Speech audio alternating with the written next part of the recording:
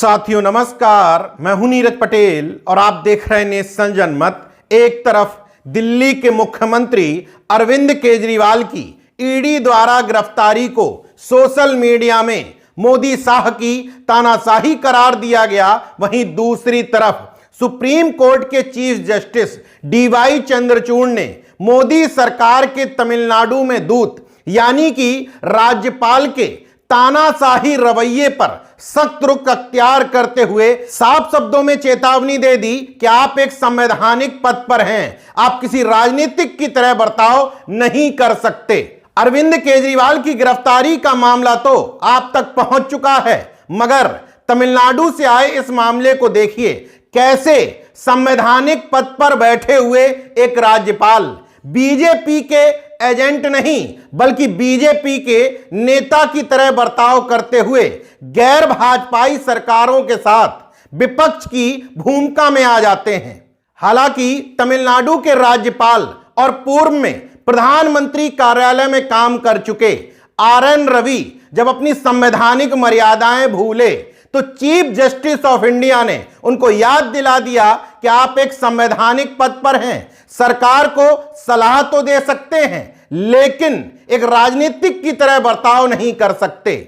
इसके साथ ही साफ शब्दों में कह दिया कि मुख्यमंत्री MK स्टालिन की सिफारिश पर जिस मंत्री को आप शपथ ग्रहण नहीं करवा रहे हैं, 24 घंटे के भीतर उसको शपथ ग्रहण करवाइए और कोर्ट को अवगत भी कराइए। दरअसल तमिलनाडु के सत्ताधारी दल DMK के नेता हैं के पोनुमुड़ी।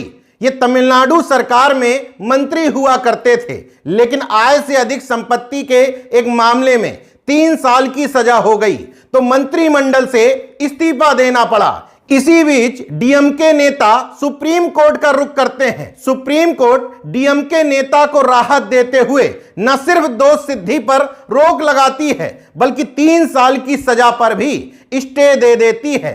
MK स्टालिन इसी आधार पर दोबारा से उनको मंत्री बनाने की सिफारिश करते हैं। राज्यपाल की जिम्मेदारी है कि वो इस बात को माने, मगर राज्यपाल बीजेपी नेता की तरह बर्ताव करते हुए मुख्यमंत्री की सिफारिश को ठुकराते हुए साफ शब्दों में कह देते हैं कि मैं के पोनुमुड़ी को मंत्री नहीं बनाऊंगा, मतलब मंत्री पद की शपथ नहीं दिलवाऊंगा। इस मामले में फिर से DMK सरकार सुप्रीम कोर्ट का रुख करती है।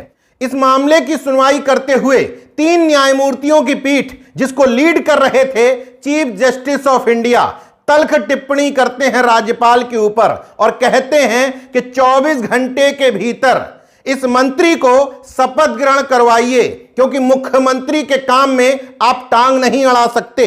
राज्यपाल की भूमिका एक नाम मात्र के मुखिया की होती है। आप सरकार को सलाह तो दे सकते हैं लेकिन खुद सरकार नहीं बन सकते। अगर DMK चाहती है कि शख्स को मंत्री बनाया जाए तो आप इसमें रोड़ा नहीं अटका सकते।